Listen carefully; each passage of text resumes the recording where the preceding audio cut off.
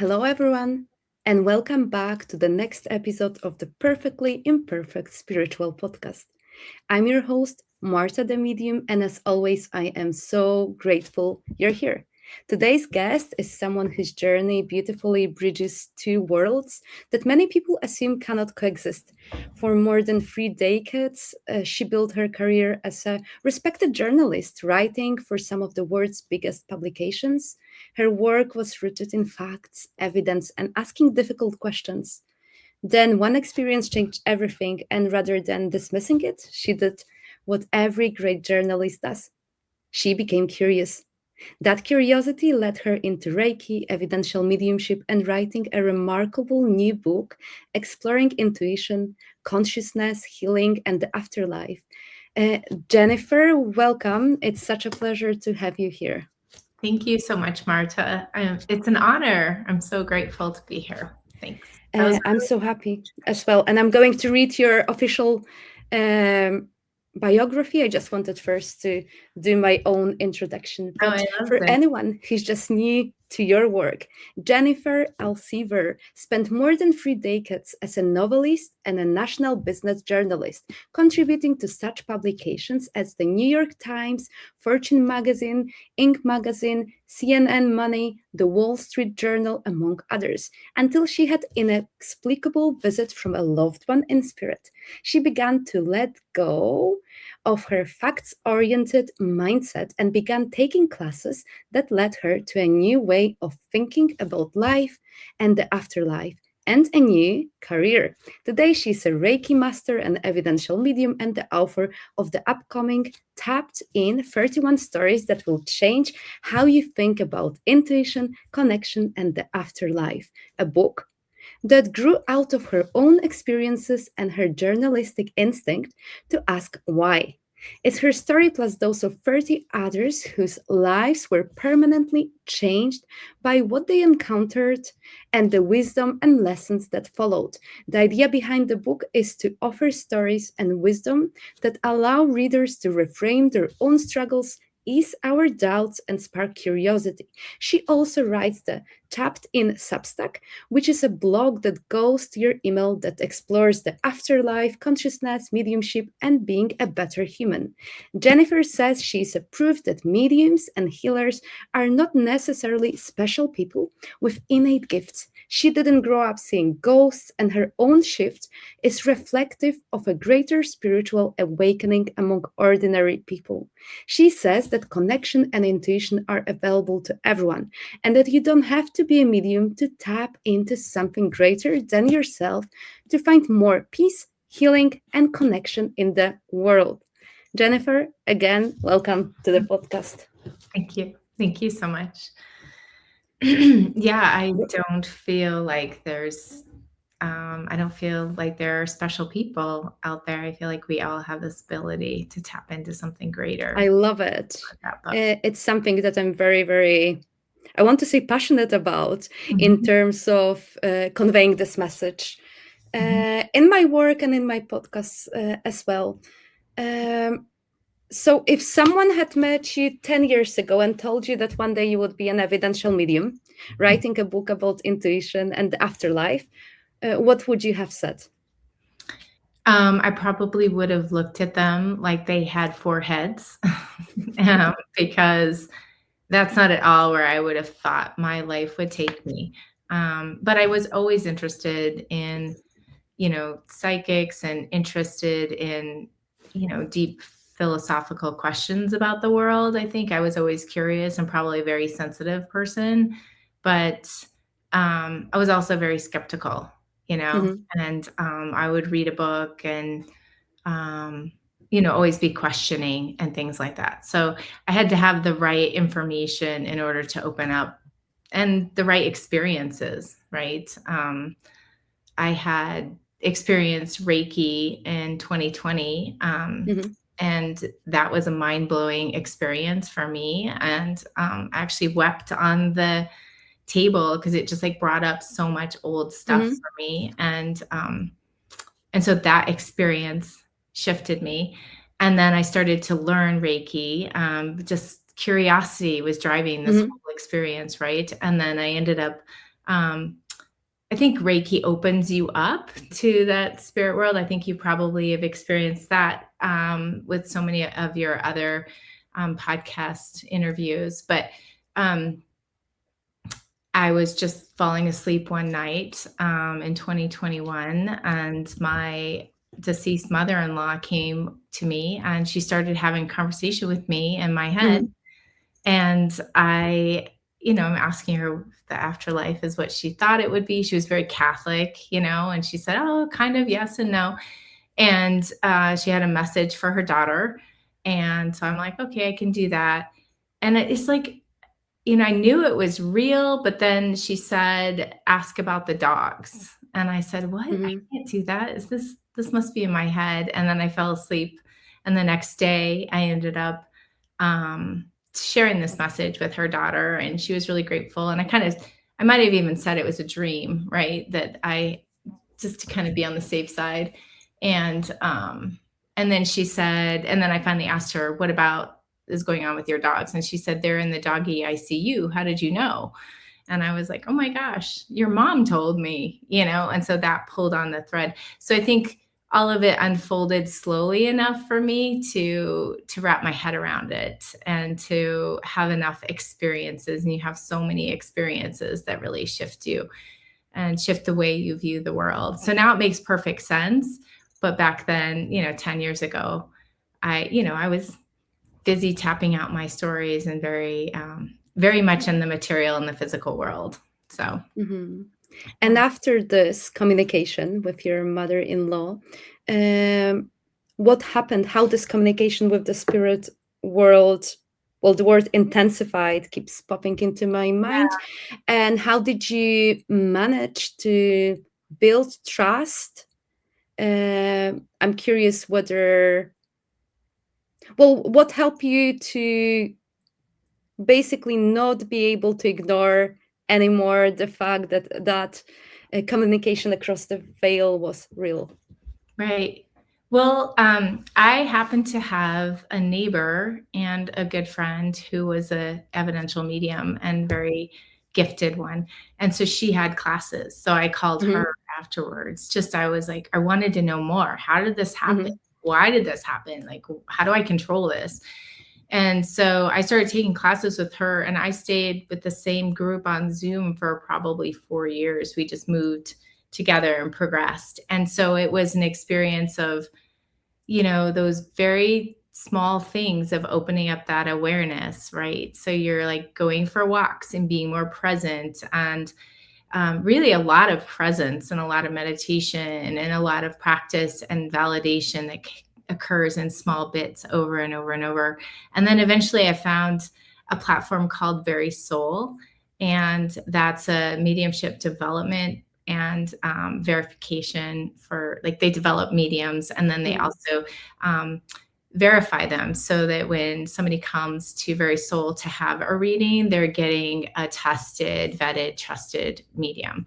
And I went there because I wanted to practice with other mediums, because I just thought it was so magical, and it was teaching me about myself. It was reflecting back to me, and so during that process, I had no plans to become a medium. I just wanted to do this, right? I think there's a lot of people who go down that path.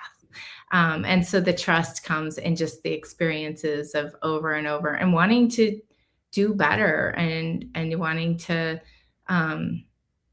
become a better medium. And so I think that just comes with, like, eventually just what I learned was you have to let go of that ego, and you have to let go of being right and being perfect and hearing the word no and not caring if it's a no, and just being really comfortable with just serving spirit. And so that's kind of how I developed that trust. And so VerySoul, my friend Becky Hesseltine, who's a brilliant medium, she changed my life, and then VerySoul changed my life. And those two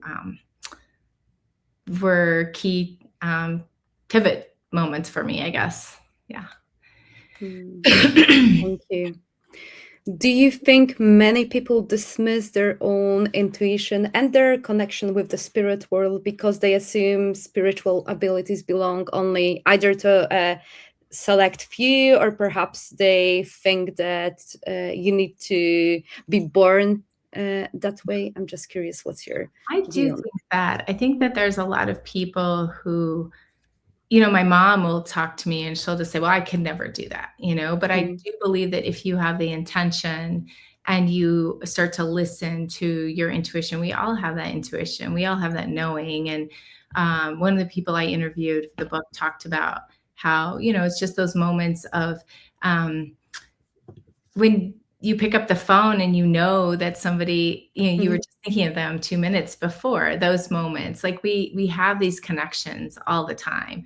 And so it's just nurturing those and really opening up that awareness and shifting an intention, I think, to that. And spirit is thrilled when you start to listen to them. And I do feel that when you start to listen, then you move into more of a flow in life, and things start to open up for you, and you start to stop fighting against these other paths that perhaps you're not supposed to go down, and start to follow those nudges. And so my Substack talks a lot about how to open yourself up to those nudges, and my book does as well. And one thing I really love about Tapped In is it's ordinary people who were detectives and nurses and IT managers. And then there's some well-known names like Anita Morjani and Evan Alexander and Suzanne Giesman are in the book as well.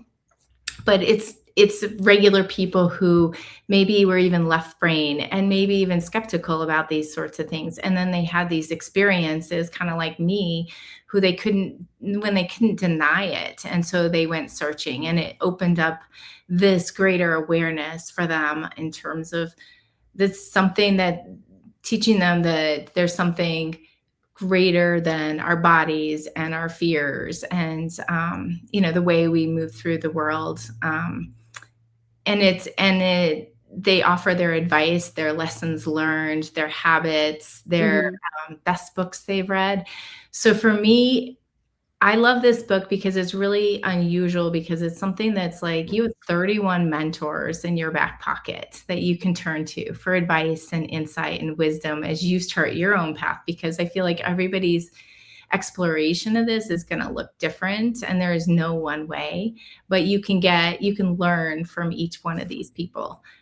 You can get those little nuggets that you need for the day. And so that's what I'm hoping is people will just open it up. So that's why I wanted to write this book, because I feel like there's no one person that has all the answers. There's no magical person that's going to tell you exactly how it's going to be, because every journey is different. And there are no gurus, as I like to say. So. And what are perhaps 3 things that surprised you when writing this book, when interviewing, speaking with those, ordinary people? I'm just curious. And I love it because your work feels very grounded, and the fact that you just include everyone. I'm just curious, anything that surprised you, anything that you've incorporated perhaps into your own routine, or anything that you haven't thought about? Yeah, I feel like I changed as I wrote the book. I interviewed far more people than the folks who are just in this book, and some of them I didn't include, but they were amazing as well. But there was only so much I could include.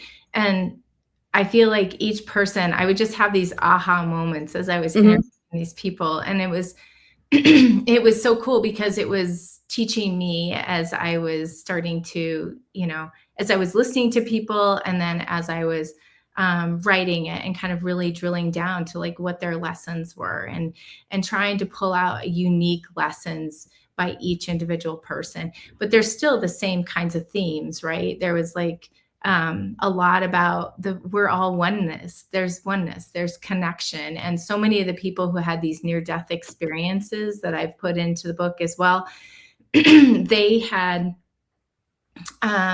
all shared the same kinds of messages, right? That we are all one connected. we're all connected, that we need to drop these stories about each other and have more empathy. And then also fear is another one that came up, dropping the fear, and how fear holds us back and keeps us from spirit, keeps us from connection, keeps us from flow. And also the healing that comes as well from people who have had like trauma in their life, or limiting beliefs about themselves or about the world, or what's capable, what the possibilities are in the world. And so those are the themes that came up, and those kept reiterating, like they kept popping up for me in my life as I was writing. Right. So I'm writing, and then things would be reflected back to me as I would face different situations. And so I feel like one particular thing that really resonated with me, that really shifted me as I wrote it, was that oneness, that connection. And that's a really hard one for people to really grasp. I feel like, we're so wrapped up in our individual lives and our individual stories that we have a hard time letting go of those. And I remember there was one particular interview that I did. I was actually visiting my parents, and I did this interview with David Williamson, or David Alexander, sorry. And he was talking about how he had a near-death experience, and how we are all in our stories, and how we need to drop our stories, and that everybody is just being if they're showing up differently than you, then they're just getting stories from, whether it's the news or the media, or the, I guess it's the same thing, news, and other people that are kind of creating this story for them that's keeping them separate. And, and then I came into the living room after that interview, and there's, the TV is playing, the news is playing, and it's just giving my parents' information that's different from my information that I receive. And so it was really good for me, because it brought so much more empathy there, that everybody is the same, but we're all just being fed different stories and different life experiences. So those are the kinds of things that I feel like I learned. Like I would do an interview, and then it would be reflected back to me in real life. And it was changing me slowly and changing my points of view. Yeah. Thank you. What do you think is shifting collectively, and why do you believe so many people are waking up spiritually? Well, a year ago, I did an interview for a magazine, and I interviewed this woman who talked about mortality salience and this research that came out. And mortality salience means you're looking at your life, and there's like your mortality is under threat. Like there's a moment where you think that you might die.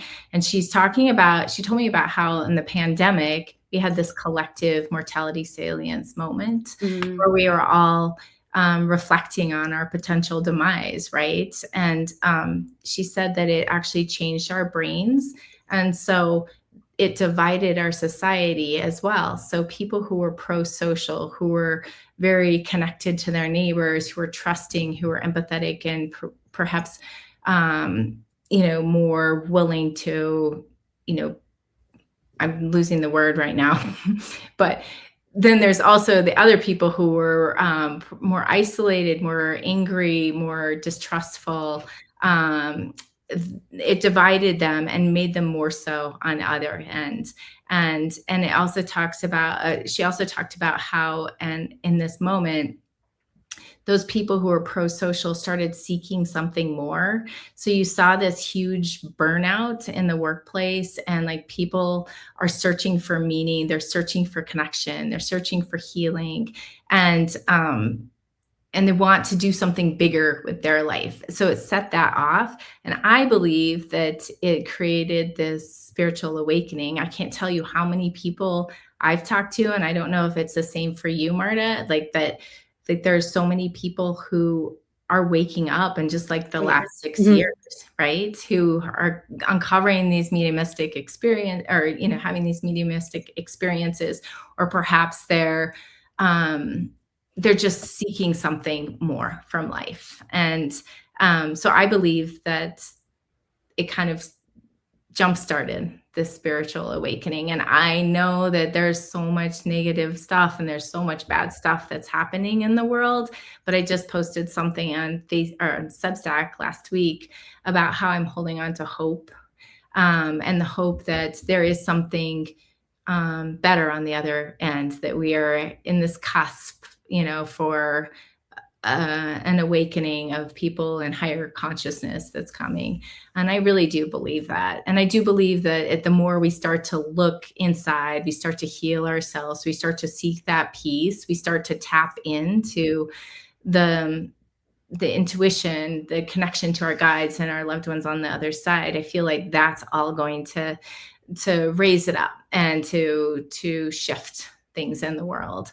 And I think it'll take a lot of time, but I feel like more people are starting to lean that direction. So this book is for those people who are curious about that, right? And curious about what the steps they need to do and the reminders they need to have and the habits and books to read. And, it's kind of that jumping off place for people. Mm-hmm. I like it. But for anyone listening to this podcast, could you reveal or share your own ways of finding inner peace, and how do you personally trust your intuition? And how would you, what advice would you give to people who are really not sure what intuition is and how to distinguish it from fear, for instance? Right. Well, I always tell people that if you ask a question and you start to get an answer before you've even finished the question, or immediately, that is your intuition, that is spirit talking to you. And if it's unkind, it's probably not, your higher self talking to you. And if it's fearful as well, I feel like making those decisions out of fear is probably not. I mean, I think you do have intuition for fear, honestly, though. But I think if I'm thinking about guidance in terms of trusting that next step for yourself, right? Those are going to be kind words. And spirit is going to talk to you like your good friend would talk to you. It's not going to beat you up. And so it's learning to separate those voices in your head, right? I do meditations to get in touch with that, like so many other people. I do the sitting in the power meditation that a lot of mediums do, that connects with the other side. And I also do I do something called the Akashic Records, which you may have had guests who talked about that before. And the Akashic Records is basically this vibrational space that holds the energetic footprint of everybody's soul, past, present, and potential future. And it's a place where I can get out of my ego mind and get closer to my higher self, to my guides, and get clear information. And so it's a meditation with a prayer. And I love it because I get such clarity there. If I'm really confused about something, I'll go there and ask a question, and I just do automatic writing. And sometimes I'll be arguing with my husband about something, and then go to the Akashic Records, and I'll come back with a different, higher perspective of, well, he's got this perspective, and it's much more compassionate, much more loving, much more saying things that maybe I wouldn't normally say. And my husband's like, oh, I like these Akashic Records, He's like, these are pretty good. So, and I think also just having that conversation, you start to have more of a connection with spirit all day long, but I think long walks in silence help. And I think meditation helps. I think listening to your body as well. That's one big piece of advice in my book that comes out of just people who you ask a question, and if you feel your body constrict with it, or if it's expansive and it's a yes, really listening to that before you make a commitment with somebody. Or, there's so many times that, you say yes to something when you really want to say no, and listen to your body in those moments. I mean, I feel like we all know, it's just a matter of like not talking yourself out of it. Do you understand?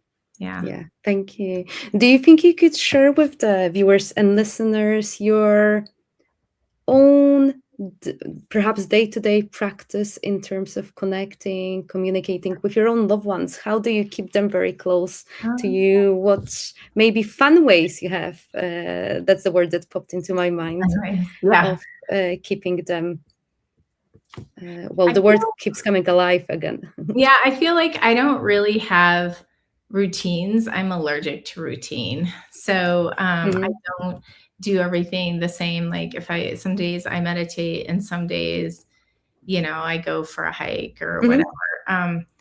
I just have conversations in my head with spirit. And the weirdest way I do it is when I'm driving. Sometimes I will ask a question and I put my hand up and to ask if spirit's there. And I just feel like energy rush through my hand and through me, or body tingles all the way through my body. And so that's how I know I'm connected still. I just, ask for those little validations at times, but I have conversations with them, and it's like those moments where you want to talk yourself out of it when somebody pops into your head, like a loved one, right? Oh, why am I thinking of them? Well, you're thinking of them because they really are there. And so like learning to trust that and ask the question and have a conversation with them versus just disregarding it and moving on. It was probably about 6 months ago, I was meditating and I was like trying to get myself grounded because I was a little anxious in that moment. And my aunt popped in, who had passed away a number of years ago, and I heard her little scratchy voice, and I thought about it, and like I could have just been like, oh well, that's Nancy, I'm just gonna move on. But I engaged with her and I started to talk to her in my meditation, and it turns out she had a message for her daughter. And I passed it on, and her daughter had said that it was like the day after her passing, and the anniversary of her passing 1 year later, and that she had really wanted a sign from her mom.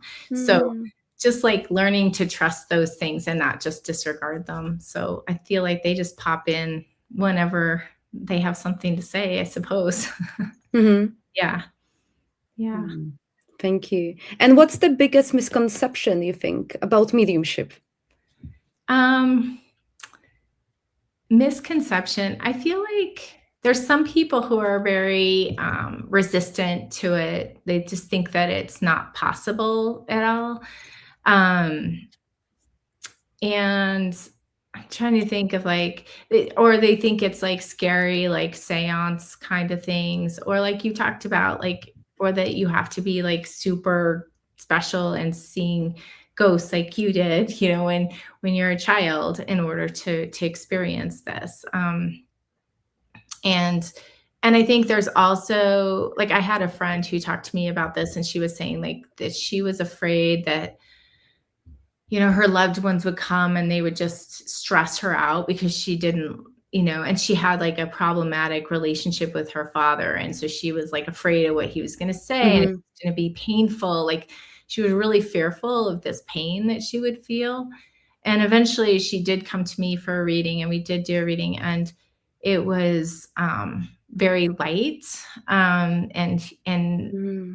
And I think that a lot of people don't realize how that can lift this weight for them and how healing those experiences can be. And even the joy of knowing how supported they are, It's like, I think people often think that somebody has gone and they're, not supposed to bring them up, or they're not supposed to talk about them, and that they're not supported by them. But that relationship can continue in the afterlife if they nurture it and they decide that that's what they want, or even just appreciating that person that you loved is still around and still supporting you, and they have their hand on your back, that invisible hand, guiding you.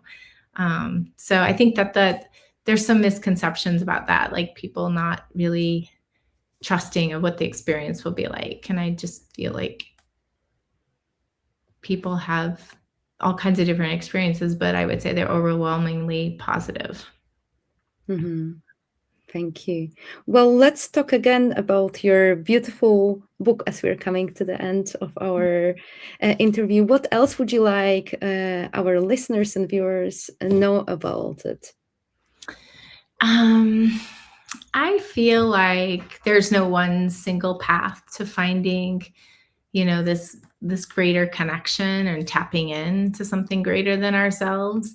And so what I really love about it is it's just like we talked about, the ordinary people. Their stories can be really insightful and inspiring. I read something about research called, I can't remember what it's called, but there's research out there that when you read stories of people's transformation, especially spiritual transformation, it can help you reframe your own struggles, and it can give you comfort because you can identify some of the things with them, or even just learning from them, you are able to find more hope and more connection, and be able to chart your own path better. And so that's what I'm really hoping that people get out of it, because no one path looks the same, and then I'll show you, it has this is my little sample, but it's a really beautiful book. And it has little pulled quotes, so I'm hoping that people will just pick it up now and then when they need that dose of wisdom, or that little bit of advice. I just feel like it can be a field guide for people as they move forward. Yeah. Thank you. And what's the final message that you would like to leave the viewers and listeners with? Don't wait. This is what I'm getting. Don't wait to start your journey, right? And there's always more to uncover. Even if you're further along on your journey, I feel like I'm consistently learning and growing. We're always learning and we're always growing. And so just don't wait to start your journey. Start reading and learning from everybody, and start paying attention to what's around you, that's the unseen. Because there's so much more than what we all think. I mean, I spent so many years just believing in like the concrete day-to-day like grind of the world. And, when you start to tap in, life just gets so much lighter and easier and more joyful. And you just lean into all of the hope and the connection that you have with people. It just changes everything. I just feel like it's changed me dramatically in who I am today. Yeah. So thank you. Going, start your journey. Yeah. And finally, where can people find you, how they can work with you, and where will they be able to find your book once it's released? Yeah. So my book is on pre-order right now, and you can find it on my website, jenniferalsever.com. I'm on Instagram at author Jennifer Alsever, and on Facebook, author Jennifer Alsever. And so my book is on my website. And then also I have a class on the Akashic Records and tapping into that coming up in September. And then I also have, the ability to book for readings with me on VerySoul, or on my own platform I have on my website. So yeah, and you can just read more about me, and you can read about the folks that are in my book as well. And then I'm also on Substack, I think it's Jennifer Alsever Writes on Substack. I'll give you a link to that to put in there. Yes, I'll include everything in the description of this podcast. But yeah, you can follow me on Substack. And one thing I'm going to have out in the next month is is a 14-week download that you get by subscribing to my Substack. You get a 14-week baby steps on how to tap into your intuition. So it goes through like each week of like little things that you can do. If meditation is too much of, an overwhelming thing for people, it's like ways that you can just kind of open up that awareness and start to have more presence in your life. So I have that as well. I love it. Awesome. Well, Jennifer, thank you so much for joining me today. Thank you for this thoughtful, inspiring conversation. I know the listeners are going to take so much from it. Thank you. Thank you so much. I really appreciate it. It was such a pleasure to sit with you, Marta. I appreciate you having me on and allowing me to share all this with everybody. So. Thank you. And I want to say thank you to everyone watching it. And if you enjoyed today's conversation, please subscribe to the Perfectly Imperfect Spiritual Podcast, leave a review, and share this episode with someone who might need to hear it. Until next time, I'm sending everyone so much love. Bye, everyone. Thank you.